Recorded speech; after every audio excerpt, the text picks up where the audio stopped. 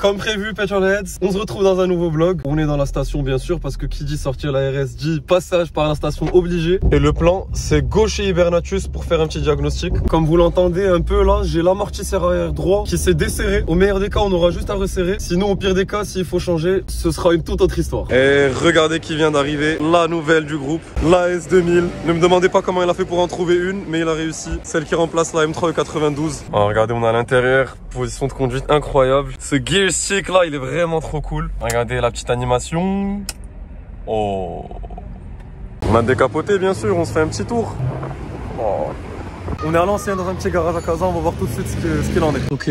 On vient de sortir l'amortisseur. Ah, concrètement là, il n'y a que le ressort. Énorme merci à Hibernatus de m'aider avec ça. Mais du coup, comme vous avez vu, l'amortisseur a pris un coup. Le cylindre bloc est sorti de sa place littéralement. Donc je vais vous montrer la solution qu'on va trouver en attendant. Mais le verdict est là, il va falloir changer les amortisseurs. Du coup, je pense que je vais upgrade. En attendant, je vais dépanner avec cette petite solution. Mais bon, je le vois d'un point de vue positif. Dans tous les cas, je voulais upgrade les suspensions dans le futur. Ça va se faire plus tôt que prévu. On en reparlera en détail dans pas longtemps. La solution de dépannage qu'on a trouvée, c'est qu'on va mettre une rondelle là pour éviter que le cylindre bloc ressorte. De retour au QG, il n'y a plus le bruit. C'est un succès. Et on s'est rendu compte qu'il n'y avait que de l'atmo par ici avec la S2000 et la Type R, qui d'ailleurs j'aimerais beaucoup faire un essai Clio 3 RS Type R parce qu'elle fait 200 chevaux, boîte méca, atmo. C'est cool en plus, Hamza il a laissé le sticker Petrolhead. Oh là là, you need to change yours.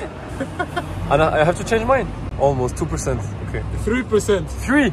Bah, du coup, 3%, ça veut dire que je dois changer de liquide de frein. Tout ce qui se passe aujourd'hui n'était pas trop prévu. Ça s'annonce comme une bonne petite révision de la RS. Pas mal de trucs à faire maintenant dessus. D'ailleurs, en parlant avec les gars, là, je suis en train hyper d'hésiter sur l'échappement. Je suis à deux doigts là de commander le non raisonné sans résonateur. J'aimerais beaucoup avoir votre avis, avec ou sans résonateur. Boum, dimanche matin, on va entendre la S2000 chanter.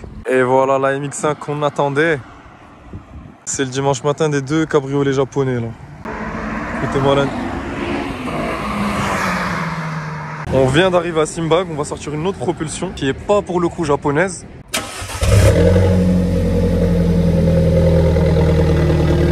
Ah, le cold start qui fait plaisir.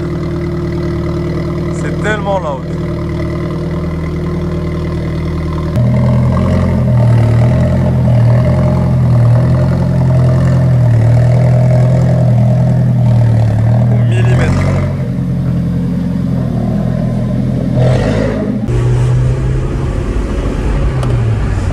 Qui d'être dans la MX5. C'est un truc de malade, comme on sent l'agilité de la voiture en 2 minutes. C'est vraiment joué. En plus, regardez devant nous, il y a la S2000 et juste là la 4C qui va nous rejoindre. T'es en train de parler de ça, vraiment d'avoir la 4C dans le rétro. Elle est super imposante, c'est un ovni sur la route. Une petite Flying Spurs toute noire, magnifique. J'ai pris le volant de la 4C, j'ai pris le volant de la MX5. On a la 4C derrière, je voulais dire. La vérité, j'ai pas résisté à demander au proprio de faire un petit tour. Toujours un kiff de me retrouver au volant de cette voiture-là. C'est vraiment une philosophie trop sympa. Et d'ailleurs, le petit check engine light, c'est juste la sonde du catalyseur. Bon, l'objectif, comme d'habitude avec les car spotting, on sait pas ce qui nous attend, mais on voulait juste faire une petite... Enfin, je les ai chauffés à faire une petite balade de dernier car spotting. Vraiment le gars qui veut toujours ça, qui veut jamais que ça se finisse. Donc on va aller faire un petit cruise et voir ce qu'on peut trouver.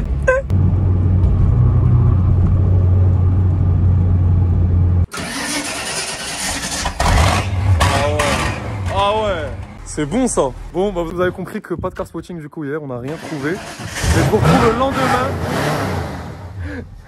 à Rabat chez mon ami Vintage Club Cars pour voir la Mustang. Okay.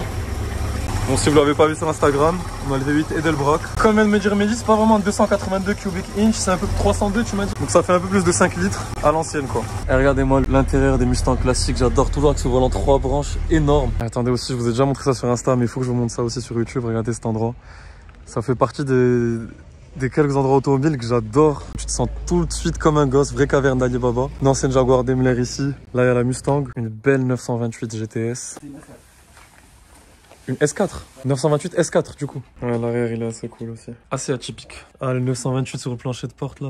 Le volant Porsche de l'époque. Et regardez, Dogleg Gearbox, la première est en bas. 5 vitesses, trop cool. En plus, il y a plein de pièces qui l'attendent quand ce sera son tour d'être bichonné et restauré. À côté, la 304S Cab. Ça, pour le coup, ils ont une belle histoire avec cette voiture. Et là aussi, une caisse que j'adore. Je connaissais pas beaucoup il y a jusqu'à pas longtemps. Prélude avec les pop-up lights. La petite info sympa sur la Prélude, c'est que c'est la première voiture au monde à avoir les 4 roues directrices. Fin années 80, tout ça. Et c'était mécanique en plus, pas géré électroniquement. Et la belle lady, c'est elle. L'allemande, la 190 SL. Eh ben, on va se faire un petit tour de dernière minute. On est dans un avion là. C'est incroyable l'espace qu'il y a devant toi quand même.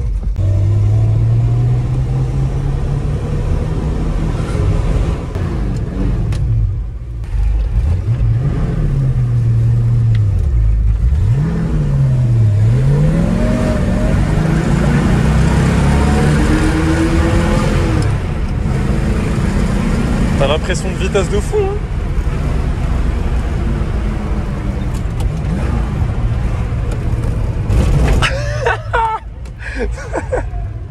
C'est du pilotage.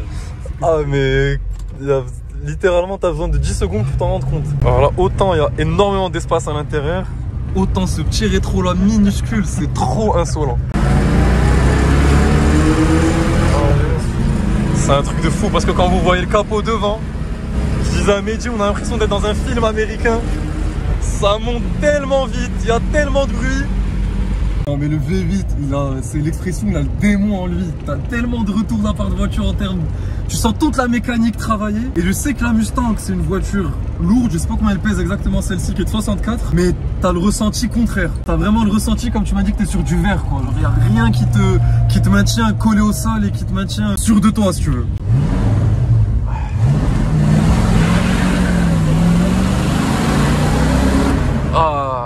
On finit le V8 Therapy de la bonne manière. Oh là là. Oh là là.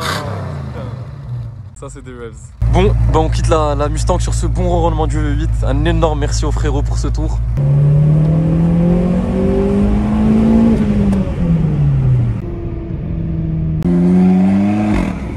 Jeune tuning nocturne pour terminer ce vlog là. Je vais prendre le volant de la 4C. En fait la 4C fait tellement de bruit que le proprio a voulu l'écouter aussi de l'extérieur. C'est un truc de fou. C'était vraiment ouf parce que de l'intérieur j'avais l'impression que ma voiture faisait même pas de bruit.